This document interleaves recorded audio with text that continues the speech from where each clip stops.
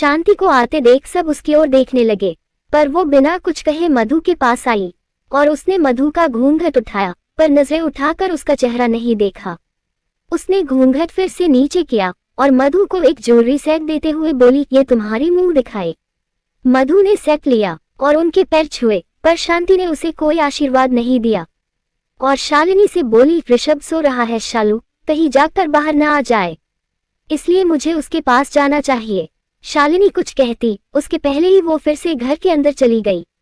मधु चुपचाप उन्हें जाते देख रही थी।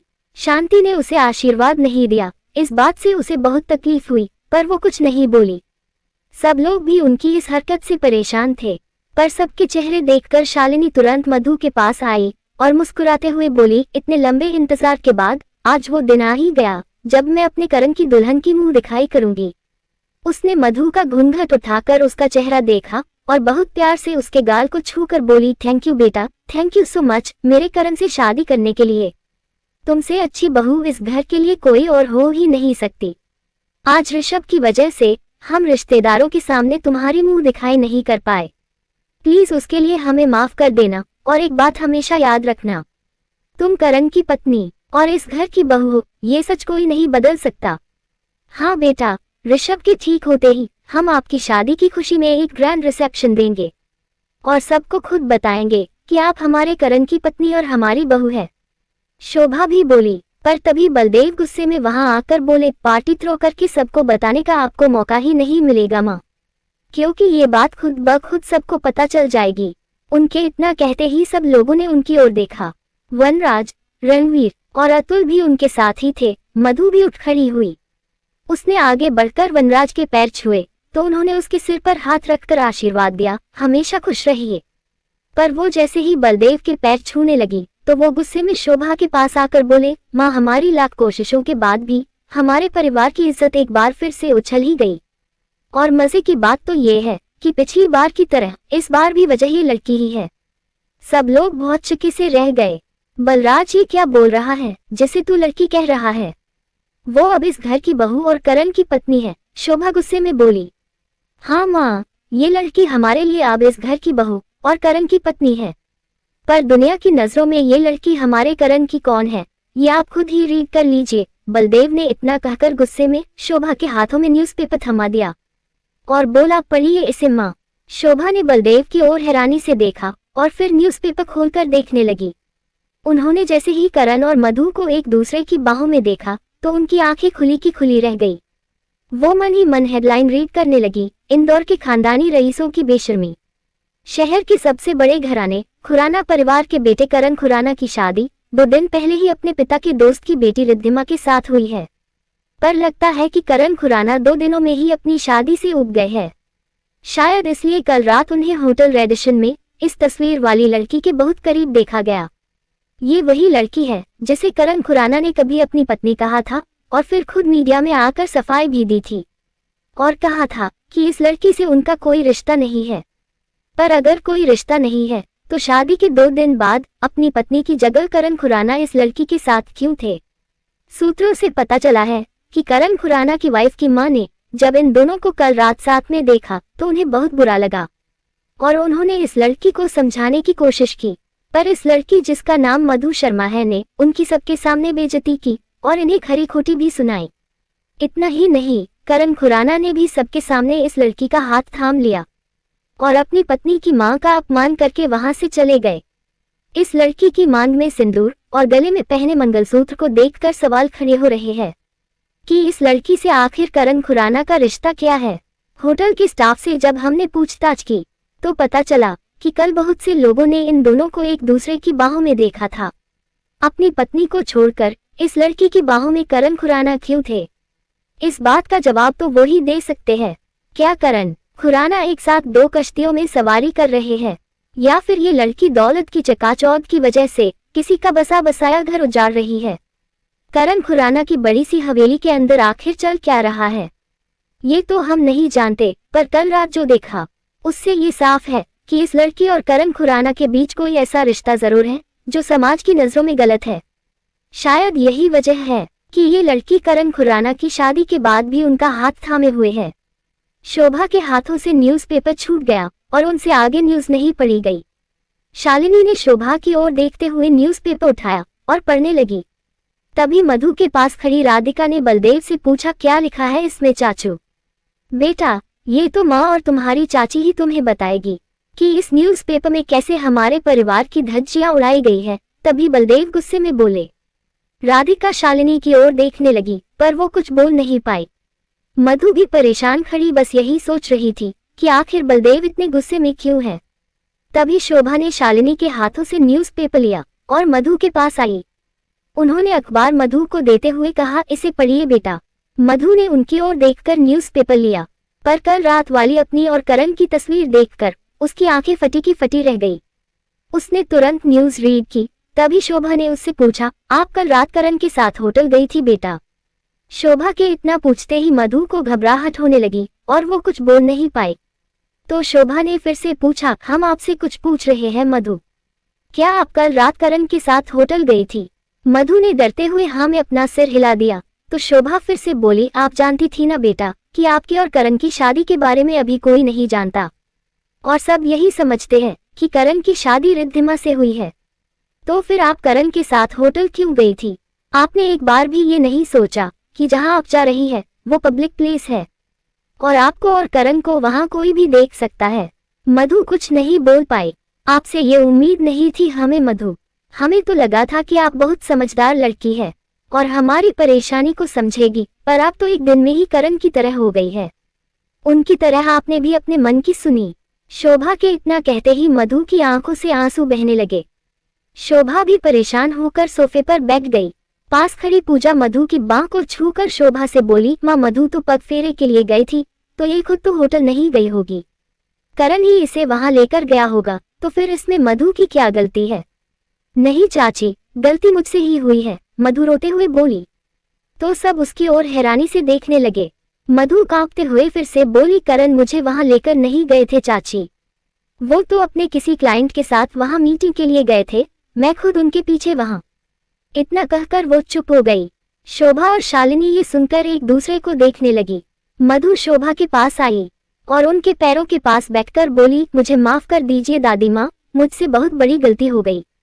मुझे सच में इस बात का ख्याल नहीं रहा कि किसी ने अगर मुझे करण के साथ देख लिया तो लोग सवाल करेंगे। मुझे इस घर के मान का ख्याल रखना चाहिए। आई एम सॉरी दादी माँ। गलती हो गई तुमसे मधु, या फिर तुमने जानबूझकर ये सब किया? तभी शांति वहां आकर बोली। तो शालिनी गुस्से में उसके पास आकर बोली, मधु ऐसा क्यों करेगी भाभी, वो अपने ही चरित्र पर सवाल क्यों खड़े करेगी? ये सुनकर शांति मुस्कुराते हुए मधु के पास आई। उसने उसकी बांह पकड़कर उसे शोभा के पास से उठाया और उसके चेहरे से घूंघट हटाकर बोली, क्योंकि इस मासूम से चेहरे के पीछे एक बहुत ही शातिर लड़की छुपी हुई है जो अच्छाई का नाटक करके इस घर की बहू बन बैठी। पर जब इसे पता चला कि दुनिया की नजरों में अभी भी ये करण खुराना की पत्नी नहीं बल्कि चौल में रहने वाली एक मामूली सी लड़की है, तो इसने एक नया खेल खेला। ये खुद करण के पीछे पीछे होटल रेडिशन पहुंच गई, क्योंकि इसे अच्छे से पता था कि इतने बड़े होटल में इसे कोई ना कोई तो करण के साथ देख ही लेगा और इसकी मांग में सिंदूर और गले में मंगलसूत्र देखकर जब सवाल उठेंगे तो हमें मजबूरी में सबको बताना ही पड़ेगा कि अब ये लड़की इस घर की बहू है। मधु हैरानी से उन्हें देखने लगी। घर के बाकी लोग भी शॉक्ड हो गए। शोभा भी बस भूत बनकर बैठी हुई थी। वनराज गुस्से में शांति के पास आए और उसकी बांह पकड़कर बोले, आज तुमने ये साबित कर दिया शांति कि इंसानों को पहचानने की समझ ना पहले तुम में थी और ना आज है। घर की बहू पर इतने घटिया इल्जाम लगाकर आज तुम इतना नीचे गिर गई हो कि मुझे तुम्हें अपनी पत्नी कहते हुए भी शर्म आ रही है। जिस लड़की पर तुम उंगली उठा रही हो ना, अगर वो लड़की करण से शादी के लिए हाँ नहीं कहती तो वैसे भी हमारा तमाशा बहुत पहले बन चुका होता। तभी बलदेव आगे आकर गुस्से में बोले, आप भाभी को क्यों डांट रहे हैं भैया? सच तो यही है ना कि अगर मधु को इस परिवार की इज्जत की जरा भी परवाह होती तो वो इस तरह होटल कभी नहीं जाती। ये सुनकर मधु का रोना और बढ़ गया। शालिनी तुरंत उसके पास आई और उसके सिर पर हाथ फेरते हुए बलदेव से बोली, मधु पर इल्जाम लगाने से पहले एक बार अपने बेटे से तो पूछ लीजिए, हो सकता है कि उसने ही मधु को किसी बहाने से होटल बुलाया हो, और अगर उसने नहीं भी बुलाया तो भी मधु हमें बता चुकी है कि उससे अनजाने में गलती हुई है। इसलिए मुझे नहीं लगता है कि किसी को भी ये हक है कि वो मधु पर बिना पूरी बात जाने इतने घटिया इल्जाम लगाए। और अगर ये इल्जाम सच हुए तो? तभी बलदेव ने गुस्से में पूछा। शालिनी कुछ कहने ही जा रही थी कि तभी मधु रोते हुए बोली, प्लीज डैडी जी, मेरा यकीन कीजिए, मुझे बिल्कुल भी अंदेशा नहीं था कि मेरे इस तरह होटल जाने से हमारे परिवार पर लोग यूं सवाल खड़े करेंगे, करण के बारे में इस तरह की बातें करेंगे। मुझसे गलती हो गई डैडी जी, मुझे माफ कर दीजिए, आगे से ऐसी गलती कभी नहीं होगी। उसकी बातें सुनकर शांति फिर से बोली, तुम्हें जो करना था वो तो तुम कर चुकी हो मधु, तो अब माफी मांगने का नाटक क्यों कर रही हो? उसे मधु पर इल्जाम लगाते देख पूजा भी गुस्से में बोली, इस घर में नाटक करने का हक तो आपका है भाभी, इसलिए आपको मधु पर इल्जाम लगाने का कोई हक नहीं है। पूजा तुम, शांति ने गुस्से में इतना कहा ही था कि तभी शोभा जोर से चीखी, चुप हो जाइए आप सब, बहस करने से किसी समस्या का हल नहीं निकलेगा। दुनिया को पता चले ना चले, पर इससे ये सच नहीं बदल जाएगा कि मधु अब इस परिवार का हिस्सा है, बहू है वो इस घर की। अगर अनजाने में उनसे गलती हो गई है तो उसे सुधारा भी जा सकता है, इसलिए अच्छा होगा कि अब हम खुद सबको सच बता दे कि उस रात करण की शादी मधु से हुई थी। एनी, जाकर अपने भैया को बुलाकर लाइए, और अतुल, आप मीडिया को फोन करके यहाँ बुलाइए। हम आज ही सबको बताना चाहते हैं कि मधु अब हमारे करण की पत्नी है। ये सुनकर शांति और बलदेव को छोड़कर बाकी सबके चेहरे पर मुस्कान आ गई। शालिनी शोभा के पास आकर बोली, पर माँ, करण घर पर नहीं है, अभी अभी अपनी गाड़ी लेकर निकला है, तो उन्हें फोन लगाइए शालिनी, और यहाँ बुलाइए। हम अब और तमाशा नहीं चाहते, ऋषभ को हम संभाल लेंगे, पर उसकी वजह से घर की बहू का अपमान हमसे बर्दाश्त नहीं होगा। हम आज ही सबको बताएंगे कि मधु कौन है। शोभा बोली, पहले आप तो जान लीजिए मां जी कि मधु की असलियत क्या है, उसके बाद सारी दुनिया को बताइएगा कि ये लड़की क्या है और कौन है। तभी ममता बोली। उसकी आवाज सुनते ही सब लोगों ने ममता की ओर देखा, जो रिद्धिमा का हाथ थामे गुस्से में खड़ी थी। उसके साथ गायत्री और चेतन भी थे। रिद्धिमा को देखते ही सारी खुराना फैमिली गुस्से में तमतमा गई, पर रिद्धिमा सिर झुकाए रो रही थी। ममता उसका हाथ पकड़े शोभा के पास आई और बोली, जिस लड़की को आप अपनी बहू कहते नहीं थक रही है, कम से कम इसका असली चेहरा तो देख लीजिए, उसके बाद बेशक सारी दुनिया को बताइएगा कि ये चालबाज लड़की इंदौर के सबसे बड़े खानदान की बहू है। आप कहना क्या चाहती है ममता जी? शालिनी ने गुस्से में पूछा। तो वो मुस्कुराते हुए मधु के पास आई और बोली, इस लड़की की सच्चाई बताना चाहती हूँ आप सबको, बिना किसी को बताए। जब मेरी रिद्धिमा शादी के मंडप को छोड़कर चली गई तो आप सबने उससे बहुत भला बुरा कहा, बहुत कोसा उसे, पर किसी ने ये जानने की कोशिश नहीं की कि अगर रिद्धिमा को करण से शादी नहीं करनी होती तो वो पहले ही बेझिझक मना कर सकती थी, और हम में से कोई उसके साथ जबरदस्ती भी नहीं करता। पर वो शादी के दिन ही क्यों गई? बाकी रस्में तो उसने खुशी खुशी निभाई, वो उन रस्मों के वक्त भी तो भाग सकती थी। किसी ने ये जानने की कोशिश नहीं की कि जो लड़की अपने डैड के किए वादे को निभाने के लिए उस इंसान से शादी कर रही थी, जो उससे साफ साफ कह चुका था कि वो ना उससे प्यार करता है और ना ही कभी करेगा, वो अपने ही डैड की इज्जत पर इतना बड़ा दाग क्यों लगाएगी? नहीं सोचा किसी ने, और बना दिया मेरी बच्ची को मुजरिम। गायत्री चुपचाप खड़ी मधु को देख रही थी। शोभा गुस्से में आगे आकर ममता से बोली, ममता, हम नहीं जानते कि आपकी बेटी ने ऐसा क्यों किया और ना ही अब जानना चाहते हैं, लेकिन हम ये जरूर जानना चाहेंगे कि आप अपनी बेटी को लेकर हमारे दरवाजे पर क्यों आई है, और अपनी बेटी की करतूत को छिपाने के लिए हमारी बहू पर इल्जाम क्यों लगा रही है। ममता के चेहरे पर तीखी सी मुस्कुराहट आ गई और उसने मधु की ओर देखकर पूछा, तो आप सच में ये जानना चाहती है कि मैं रिद्धिमा को लेकर यहाँ क्यों आई हूँ और इस लड़की पर इल्जाम क्यों लगा रही हूँ? किसी ने ममता के सवालों का कोई जवाब नहीं दिया, तो उसने रिद्धिमा के हाथ से उसका फोन लिया और एक वीडियो ओपन करके फोन शोभा को देते हुए बोली, ये थी वजह शादी के दिन रिद्धिमा के सब कुछ छोड़कर जाने की। शोभा ने पहले तो उसे घूरा और फिर उसके हाथ से वीडियो लेकर देखने लगी। उसके पास खड़ी शालिनी ने भी वीडियो देखा। दोनों की आंखें खुली की खुली रह गई, क्योंकि वीडियो में करण मधु को हल्दी लगा रहा था और दोनों एक दूसरे के बहुत करीब थे। तभी ममता गुस्से में बोली, अगला वीडियो भी देख लीजिए। शालिनी ने अगला वीडियो ओपन किया तो उसकी परेशानी और बढ़ गई, क्योंकि ये वही वीडियो था जो आरव ने सड़क पर शूट किया था, जिसमें करण मधु की आंखों पर किस कर रहा था। शोभा और शालिनी के चेहरे का जैसे रंग ही उड़ गया। उनके चेहरे देखकर बलदेव वीडियो देखने के लिए आगे बढ़ ही रहे थे कि तभी ममता उन्हें रोकते हुए बोली, रुक जाइए भाई साहब, मैं आप सबको भी सेंड कर देती हूँ। ममता ने सबके फोन पर वीडियो सेंड किए। वीडियो देखते ही सबके होश उड़ गए। एनी वीडियो देखते ही घबरा गई। उसने घबराहट में अपने चारों ओर नजरें दौड़ाई, पर उसे आरव कहीं नजर नहीं आया। उसने आहिस्ता आहिस्ता अपने कदम पीछे लिए और फिर दौड़ते हुए घर के अंदर आकर आरव को ढूंढने लगी। शालिनी भी मन ही मन बोली, हे भगवान, ये तो आरव ने बनाए थे। ममता फिर से मधु के पास आई और बोली, तुम्हें भी वीडियो भेजा है मिसेस मधुकरण खुराना, तुम भी देख लो। मधु ने पहले उन्हें हैरानी से देखा और फिर अपना फोन ऑन करके वीडियो देखने लगी। वीडियो देखते ही उसके होश उड़ गए। उसे समझ नहीं आ रहा था कि ये किसने और कब बनाया। सब लोग वीडियो देखते हुए मधु की ओर ही देख रहे थे।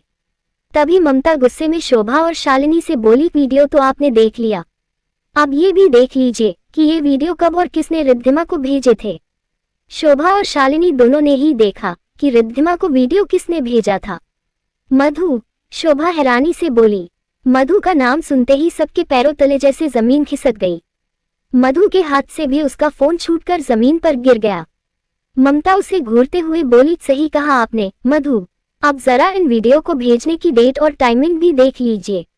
बलदेव ने तुरंत शालिनी के हाथ से फोन छीना और चेक किया। उन्होंने गुस्से में अपनी आंखें बंद कर ली और फिर मधु की ओर देखकर बोले, ये तो शादी की रात को भेजा गया था। जी भाई साहब, ये दोनों वीडियो मधु ने शादी की रात रिद्धिमा को तब भेजे थे जब रिद्धिमा दुल्हन बनी मंडप में जाने का इंतजार कर रही थी। ममता मधु को घूरते हुए बोली। मधु को कुछ समझ नहीं आ रहा था कि ये सब क्या हो रहा है। वो बुत बनकर बस यही सब सोच रही थी कि ये सारे वीडियो किसने और क्यों बनाए और उसके फोन से वीडियो रिद्धिमा को किसने सेंड किए। तभी ममता बलदेव के पास आकर बोली, भाई साहब, अब आप ही बताएं कि ये सब देखने के बाद रिद्धिमा क्या करती, कैसे वो करण से शादी कर लेती। इस लड़की ने ये वीडियो जानबूझकर मेरी बेटी को शादी के दिन भेजे और उससे ये भी कहा कि करण इससे प्यार करता है। तो आप ही बताएं कि कैसे कर लेती रिद्धिमा करण से शादी, क्योंकि इन वीडियो में तो सब कुछ साफ नजर आ रहा था कि करण और इसके बीच कुछ तो चल रहा था। तभी रिद्धिमा रोते हुए मधु के पास आकर बोली, मधु, मैंने तो तुम्हें अपना दोस्त समझा था, फिर तुमने मेरे साथ ऐसा क्यों किया? अगर तुम करण से शादी करना चाहती ही थी तो तुमने मुझे मोहरा क्यों बनाया? ये वीडियो भेजकर तुमने मेरा ब्रेन वॉश कर दिया और मुझे सबकी नजरों से गिराकर खुद सबकी नजरों में देवी बन गई। मैंने क्या बिगाड़ा था तुम्हारा जो तुमने ये सारा खेल रचकर मुझसे मेरी सारी खुशियां छीन ली? मधु ये सब सुनकर तुरंत शोभा के पास आई और बोली, दादी माँ, ये सब झूठ है, मुझे इन वीडियो के बारे में कुछ नहीं पता। मैं सच कह रही हूँ और मैंने रिद्धिमा से कुछ नहीं कहा, ये झूठ बोल रही है। पर तभी ममता ने गुस्से में उसकी बांह पकड़ी और उसे अपनी तरफ करके बोली, अच्छा, मेरी बेटी झूठ बोल रही है तो तुम ही इन दोनों वीडियो का सच सबको बता दो सबको कि तुम मेरी बेटी के मंगेतर के इतने करीब क्यों थी। बताओ सबको कि हल्दी तो मेरी बेटी की थी, तो फिर करण और तुम एक दूसरे को हल्दी क्यों लगा रहे थे? बताओ सबको कि मेरी बेटी का मंगेतर तुम्हें बीच सड़क पर किस क्यों कर रहा था? ममता के सवालों का मधु कोई जवाब नहीं दे पाए और रोने लगी। रणवीर ने ये सारा तमाशा देखकर तुरंत करण को फोन किया, पर उसका फोन स्विच ऑफ आ रहा था। वो बार बार करण का नंबर ट्राई करते हुए बोले, करण प्लीज फोन उठाओ, प्लीज जल्दी आओ। शालिनी मधु के पास आई और उससे संभालते हुए बोली, बहुत हो चुका ममता जी, बंद करिए आप मधु पर ये इल्जाम लगाना। अगर वो कह रही है कि उसे इस बारे में कुछ नहीं पता तो उसे सच में कुछ नहीं पता होगा। रियली बहुत यकीन है शालू जी आपको आपकी इस फरेबी बहू पर मैं आपको बता दूं कि जिस नंबर से ये वीडियो मेरी बेटी को भेजे गए थे वो इस लड़की का ही नंबर है। इसने ही रिद्धिमा को ये सब भेजा था। इतना ही नहीं, इसने रिद्धिमा से ये भी कहा कि ये करण के साथ अपने रिश्ते में बहुत आगे बढ़ चुकी है और सगाई के अगले दिन जो भी अखबारों में छपा था वो झूठ नहीं था। ये सुनकर वनराज गुस्से में बोले, बस करो ममता, बहुत हो चुका। पहले तुमने इस घर की बहू पर इल्जाम लगाए और अब करण पर इतने घटिया इल्जाम लगा रहे हो। मधु को तो मैं अच्छे से नहीं जानता, पर अपने करण को बहुत अच्छे से जानता हूँ। वो अपनी मर्यादा कभी पार नहीं कर सकता, इतना भरोसा है हमें हमारे बेटे पर। सही कहा आपने अंकल, करण ऐसा नहीं कर सकता, पर इस लड़की ने मुझसे शादी की रात यही सब कहा था। तभी रिद्धिमा बोली, मधु हैरानी से उसे देखने लगी। रिद्धिमा ने फिर से रोने का नाटक किया और बोली, अंकल शादी की रात पहले तो इसने मुझे ये वीडियो दिखाए, फिर इसने मुझसे कहा कि ये और करण एक दूसरे के बहुत करीब आ चुके हैं। मैं भले उससे शादी कर लूं, पर करण मुझे कभी नहीं अपनाएगा क्योंकि वो इसे चाहता है। इसने मुझे ये भी बताया कि उदयपुर आने से पहले ये करण के साथ आउट हाउस में रह रही थी और करण ने ही इसे हमारी शादी प्लान करने की जॉब दिलवाई थी ताकि ये दोनों साथ रह सके। इसकी बातों में आकर मैं शादी के मंडप को छोड़कर चली गई और ये लड़की अपनी पूरी प्लानिंग के साथ आपकी बहू बन गई। नहीं बड़े पापा, रिद्धिमा झूठ बोल रही है, मैंने इसे ऐसा कुछ नहीं कहा। मधु वनराज के पास आकर बोली।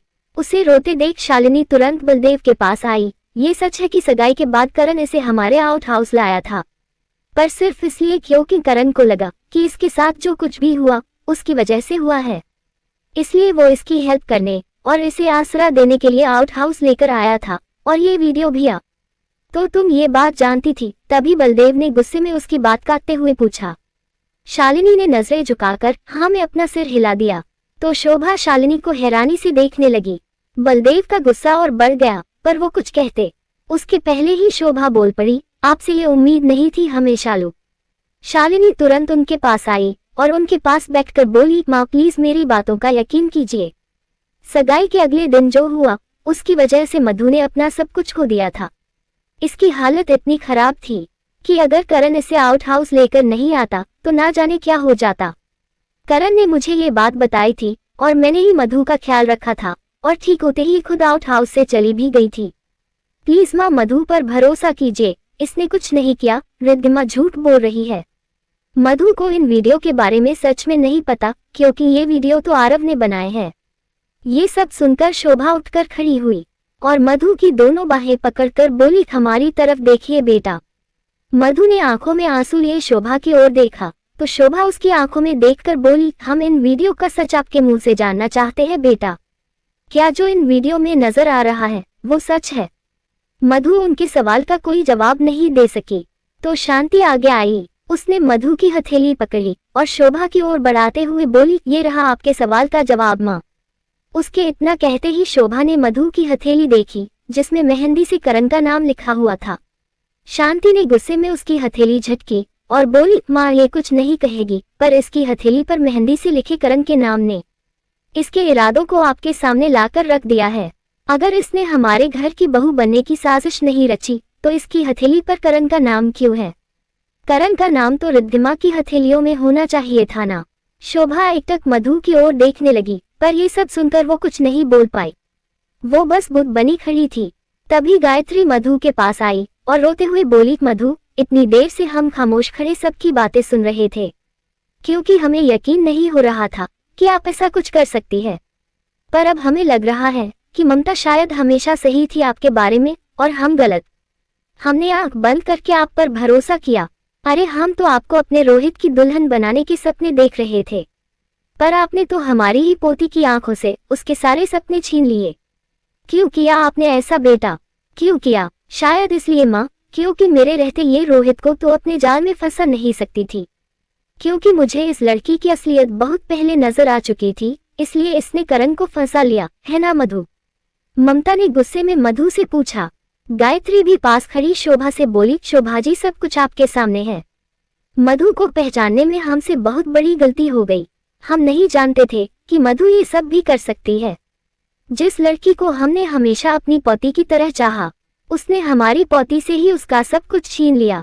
बचपन से हमारी रिद्धिमा ने एक ही इंसान से प्यार किया है और वो करण है। अब आप बताइए कि जो कुछ भी मधु ने किया उसकी सजा रिद्धिमा को क्यों मिले?